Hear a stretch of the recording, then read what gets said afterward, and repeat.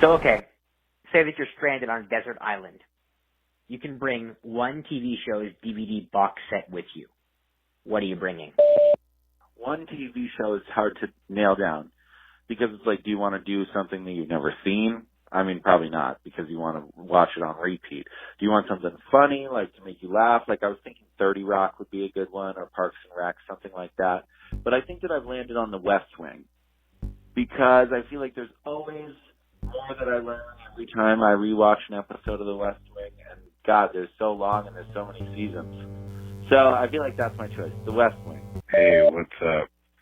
I feel like if I were on a desert island, I'd definitely have to bring the box set of all 7 seasons of Gilmore Girls. You could say that the Netflix version, Year in the Life, could account for like an 8th season, but I don't think technically you can find that anywhere on DVD. The reason why I think Gilmore Girls makes the best bet, other than its sort of strengths as like a comedy, part drama, sort of all encompassing of everything you might want in a TV show, the way the 7 seasons of Gilmore Girls plays out is that in the 7th season, show creator, writer, Amy Sherman Palladino left.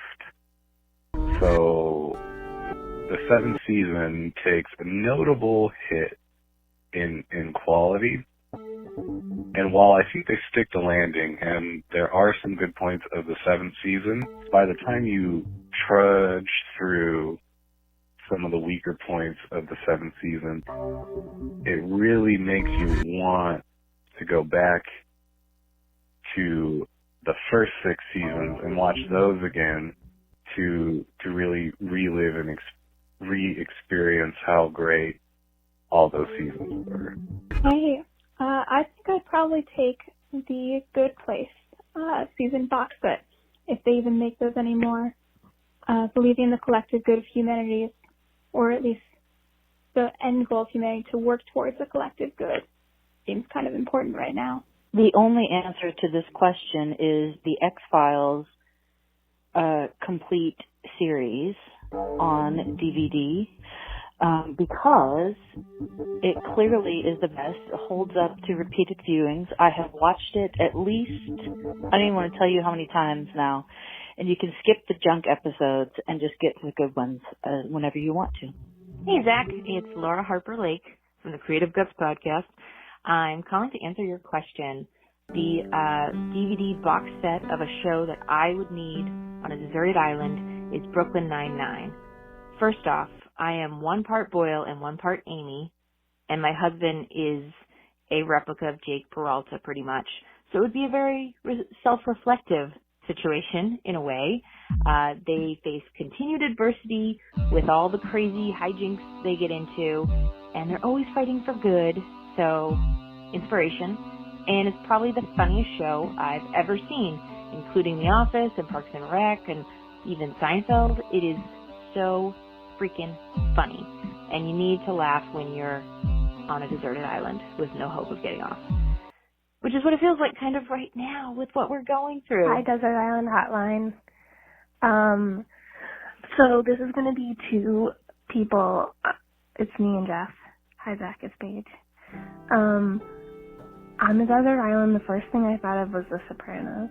And the reason I would bring that is because, well, A, I love James Gandolfini. Also, I think it's I'm stealing Jeff's words, it's complex, and it's something you could watch over and over and find different meaning in moments that you missed. Twilight Zone, because I love Rod Serling. He's brilliant and deep and disturbed. What about all the bad episodes of Twilight Zone? That would be even more interesting, to break apart the bad ones. And then you learn to love them over time. What's your favorite one? I don't have a favorite one. There's too many good ones. It's like asking about your favorite album. Depends. What up, Zach? Long time watcher, first time caller. My name's Steven Todd from California, and to answer the first question, the DVD set that I would take with me, probably biased just because I finished it recently, but Mad Men would be sweet. The episode where Don Draper does the ad for that Hawaiian hotel, and about the guy just going into the sea and disappearing, that definitely resonates a lot. I feel like that goes well with that desert island kind of theme. I'm willing to bet that my friend Heriberto, if he calls, that he chose Lost, and that's a funny answer too. Hey Zach, it's Sarah. So I was thinking about your first question, which I believe was which series of TV would you bring on an island? And I think that I would bring Girls, because the series is fairly short in my mind, but it's just the best written show on television, and I never get sick of it. I've already rewatched it 3 times. I'm home for 2 weeks, so, I might rewatch it now. As for me, I gotta go with Frasier. It's so funny. I love the characters. It's 11 seasons, and the quality arguably goes up for most of its run. At the very least, it has a late peak, like seasons 5, 6, and 7. People who haven't seen Frasier, they have this idea of what they're missing, and they're so totally wrong. Yeah, it's Frasier. 100% final answer. Apologies to my dad, Aaron Sorkin. Well, there you have it.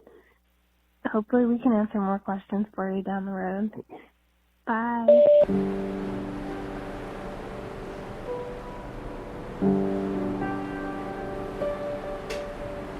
Okay, so you're stranded on a desert island, but you're not alone. You have one celebrity with you. I impose no definitional restrictions on what constitutes a celebrity. You want an author, an athlete, bachelor or a bachelorette contestant, fine with me. Who are you bringing? My first choice would be, I think, Jennifer Lawrence. Just because I don't think I would get sick of her. I don't think she would annoy me. So I think we get along really well. But who knows? Second choice, Bear Grylls. Obviously, right? Survival, whatever. That guy could keep me alive the whole time. Who knows? Maybe Tom Hanks from Castaway? I don't know. So I guess between those 3. Selma Hayek, and the answer is because it's obvious. Donald Glover, feel like would have a lot to say and some interesting takes. I'd like to get to know and kind of dive into what that creative brain is like and see what's what. I would pick a celebrity that I could talk to, like one who shares some of my interests and who seems down to earth enough to be tolerable and probably have some tangible skills, and yet also someone who is famous enough that their absence would be immediately noted back in civilization. Which I think means I'm going with Oscar Isaac, right? Totally fits that bill. And not bad to look at. Kanye West would be pretty entertaining. You'd probably be really frustrated by trying to explain to him why Trump is bad for the country, but, be still pretty entertaining. All right, talk to you later. Bye.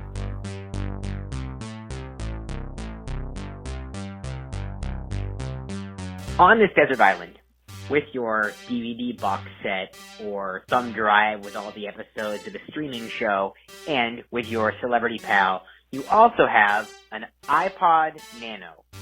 And it still works, and it has the good, regular headphones, not the AirPods, and it is preloaded with the entire discography of one artist. One artist is pretty broad here. If they were in multiple bands, that's fine. You can pick Tom Morello if you want Rage Against the Machine, Audio Slave, and that one Bruce Springsteen record, and that is a totally valid, if weird, choice. The iPod Nano, I would say, I feel like it's the obvious answer for all of us, but I would say Conor Oberst, because, you're talking Bright Eyes, Conor Oberst, Mystic Valley Band. I could listen to that guy all day, every day, and it would just make me so happy. So definitely Conor Oberst. Zachary. All right. So I've been thinking about this. Strong draw to Conor Oberst, strong draw to David Byrne, but I'm going to land by the old standby of Bobby Dylan. I'm going to go for that one. Load up that iPod. I don't remember my celebrity. Uh-oh. Hey, Zach. I've skipped a couple questions, not on purpose, just because I got swamped with stuff but lately I would say Al Michaels Affair. I'm really into them, and I feel like on a desert island I could listen to them all the time. Yeah, that would be it. Paige is saying the L. Michaels Affair, by the way. They're an American funk group that was founded by a guy named Leon Michaels, which makes a lot more sense than my initial impression, which was that she was talking about a band named after the hypothetical extramarital dalliances of NFL announcer Al Michaels. There are weirder band names, but I feel like that one would open you up to a libel suit. You know, I mean, if society begins to function again. For now, you could probably get away with it. I feel like also the reason that I like them is that each album feels like a story in a way that is unique and different every time you listen to it. So I feel like that would give me a lot of opportunity for exploration and like creating your own narrative too, because there are so few vocals in it. Anyway, that was just kicking around my brain. You can bring 2 books with you on the desert island. One book that you've read before and one book that you haven't.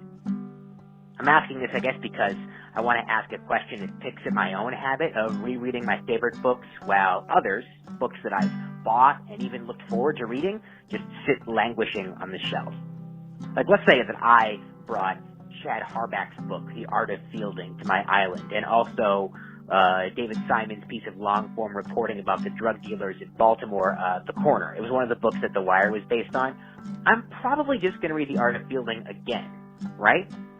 I guess, on some level, I'm wondering if our current predicament is going to change any of us at all. Hey, Zach. This is Sadie calling in from Austin, Texas. Here to share my book picks. The book that I have read that I'd bring with me on a desert island is If on a Winter's Night, a Traveler by Italo Calvino. It's sort of like this puzzle of a book that I think would be fun to have with you. Once you've read it once, you can just piece through it and try to figure out what the hell is going on, but in a fun way. And then the book that I haven't read that I'd want to bring with me is The Pale King by Dave Foster Wallace, just because that's one that I've always wanted to get to, but just, I don't know, seems like it would be the right thing to bring with you. Hey, this is Tim from Twitter. The book I had read, I would choose Leaves of Grass by Walt Whitman, because there are sections of it that are just so repetitive, and phrases that start with the same words, and that just go on and feel endless, and that you can read them almost like a meditative mantra. And I feel like if I was on a desert island, I would need something to take my mind away from not being at home. And for the books that I haven't read, I would choose Prairie Earth by William Leaf T. Moon, which is a 700-page, he calls it a deep map, which is essentially 700 pages of description of the most desolate area in the United States. So the author went out to the map, found the least populated area in Kansas, and wrote 700-page descriptions of it. And I think on a desert island would be the only time I would have the patience to read that. The Wind-Up Bird Chronicle by Haruki Murakami, and The Scarlet Pimpernel by Baroness Emma Orczy. I think that's how it's pronounced. Which book? What is it? Which book have I read, right? Okay, yeah. Which book have I read and which book would I bring if I haven't read? Books that I've read would be Harry Potter and the Deathly Hallows, because I feel like I could just read that forever. And then a book I haven't read yet, I was thinking I would probably bring The Corrections, which is a book that you and Christy gave me, I think for Christmas last year, my birthday. And I have not read it yet, so I think those would be my 2 books. Hey, Zach. That's your brother. For my 2 books, I've decided that, so the first one, I'm going to do Rant by Chuck Palahniuk. It's just one of my all-time favorite books. There's a lot to still explore within that book. And then my book that I haven't read, I think I'm going to pick Infinite Jest, okay? The reason for that is because you figure, like, if it's going to be a book that you haven't read before, there should be a lot to explore. And that book, Jesus Christ, that looks very daunting. And even if I was trapped on a desert island and nothing else with me, I still don't think I'd ever get through that book. Infinite Jest might be the single best indicator for my thesis about books and quarantines and whether or not a person can really change. I would love to know how many unread copies of Infinite Jest are persisting unopened during all of this. I might try to read it again just for that reason alone, just to try and help bend another curve. All right. Peace out. Love the pod. Thank you. In the show Arrow, he's stranded on a desert island. Well, he turns out he's not really stranded, spoiler alert, but, he's trained by this guy there. The guy ends up dying, I think. I don't remember. It was years ago. But anyway, in that, he sees a ship coming, and he's set up these, like, bonfire things on the edge of the islands and stuff, and he's able to shoot an arrow. He's setting a flame to get them to notice him. And that's what I would like to do. I'd like to have a ship come by, and I shoot an arrow, and it sets a bonfire on fire, and they see it, and they come and rescue me that way. Hi, you've reached the voicemail box for the last podcast. Leave a message. If you haven't already figured it out, based solely on the naivete in our voices, these recordings were made in late March of 2020, as the world began to shut down and before we had any idea what the reopening process would look like. Christy's birthday was on March 22nd, so on that day, I asked what people would send her where she's stranded on a desert island. Happy birthday, Christy! If I were going to send you something on a desert island, I would send you packets of seeds to grow a beautiful garden. Bye. Happy birthday. I hope it's such a great day. Hey, I have an idea for what to send her if she's trapped on a desert island, okay? Which is a big rubber mallet, all right? I feel like Christy is the type of person that could do a lot with just a rubber mallet, A big one, big heavy one. She's the type of resourceful chick that could survive with just a rubber mallet. Okay, see you later. But even then, even before most of everything that has happened had happened, it was already starting to feel like I didn't want to be in the business of distracting anybody. It's nice, these hypotheticals. They set your mind somewhere else for a minute, but even back in March, I knew there was no real getting around this. The only way out was through. So, on the last day of this project, I just asked, how are you feeling today? It was the day I found out that Google Voice has a time limit. Hey, Zach. It is Wednesday afternoon. Figured I'd give you a call. I saw your prompt. I'm outside taking a walk. Just got a lot of creative work done, and that feels really good. I had a really hard time getting into it, really since this whole thing started, and it feels like just sitting down and doing the work, it's finally making sense. But anyway, yeah, I'm okay. I feel like this whole thing is teaching me that it's a lot of ups and downs, and just when you think that you have a handle on it, it's humbling that the next day can feel so much more daunting. So I think there are a lot of lessons here that I feel grateful to be learning at this stage in my life. I feel like there's a lot of potentially really good things that I think are going to come out of this. I'm trying to stay positive, and the times when it gets hard, I've been editing the audio from everyone else that's submitted their positive moments to me, and that's very helpful. So I think this is kind of, I'm rambling. But I think another thing that's been really nice is figuring out that putting my headphones on to edit, which I haven't been editing with lately, is actually the thing that keeps me in like another world. So it feels silly, and I'm a little mad at myself that the solution is to go into like another layer of isolation by putting headphones on, but it helps feel like an invisible barrier that keeps the outside world out and the scary thoughts out.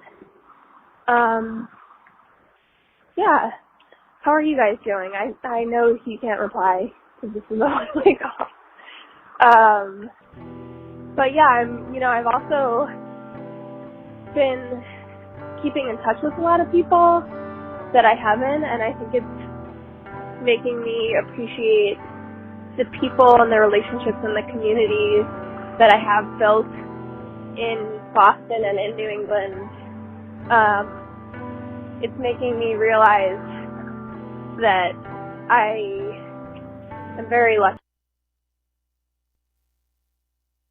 Hey, Zach. I guess I got cut off before because the lady said, in the middle of me talking, goodbye. So anyway, that's probably time to wrap it up. But yeah, I hope you guys are doing well. I hope one of these days we can hang out and, send pictures if you have them of the kids, and, I'll talk to you soon. Bye.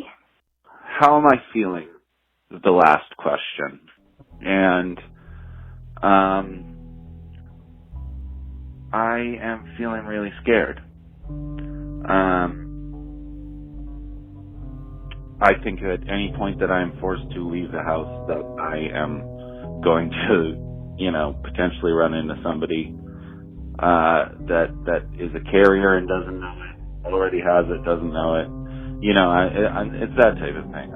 We went to the grocery store yesterday, and it was pretty tame. There's still no flour on the shelves, no eggs in the, that type of stuff. Obviously no toilet paper. All that stuff is gone. But like in general, it's relatively tame. But yeah, you see these numbers coming out of like who could potentially be affected, and it's like a large portion of the country. And that is scary for me because as an autoimmune compromised person, I'm like, I'm going to get it and die. And I'm concerned about trying to go back to work when this all blows over because I just don't believe that a blowover is really going to happen. I don't know. I panic about it a lot, but I am also, being very safe, and we've been isolated for some time now. So, it's trips to the grocery store if we need to. But even that, we're trying to buy 2 weeks in advance kind of thing. And I don't know. It's going fine. I'm just nervous. I'm really nervous. And hearing these right-wing people say. Goodbye.